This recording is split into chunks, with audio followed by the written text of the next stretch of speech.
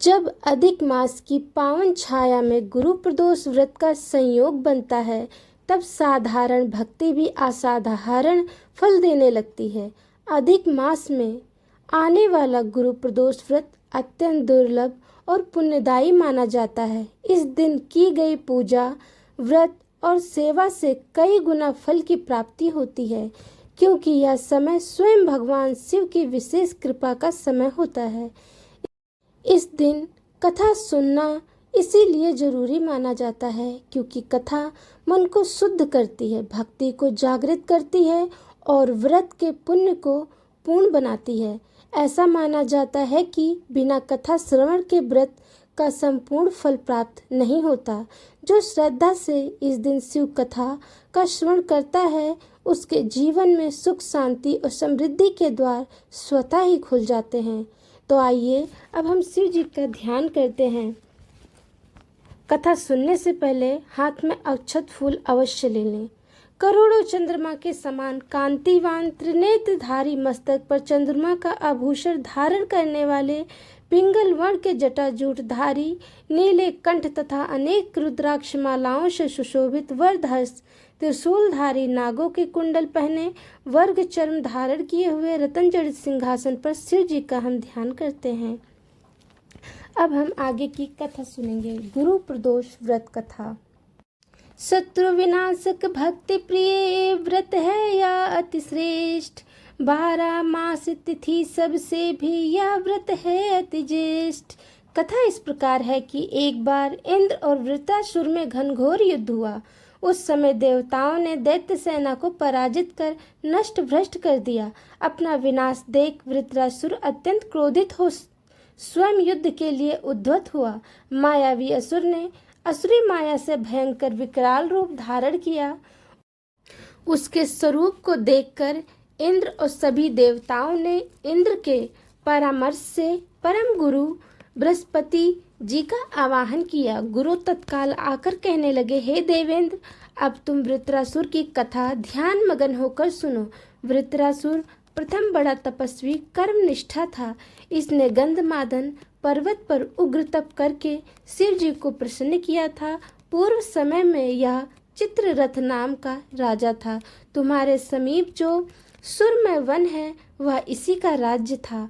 अब साधु प्रवृत्ति विचारवान महात्मा उस वन में आनंद लेते हैं। भगवान के दर्शन की अनुपम भूमि है। एक समय चित्ररथ स्वेच्छा से कैलाश पर्वत चला गया।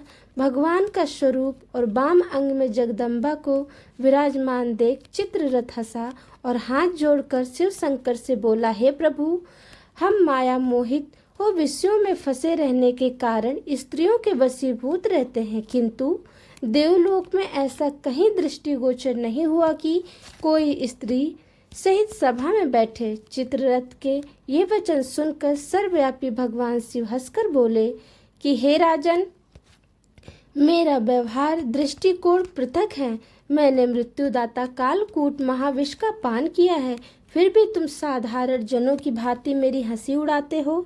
तभी पार्वती क्रोधित हो चित्ररथ की ओर देखती हुई कहने लगी, ओ दुष्ट, तूने सर्वव्यापी महेश्वर के साथ मेरी भी हंसी उड़ाई है।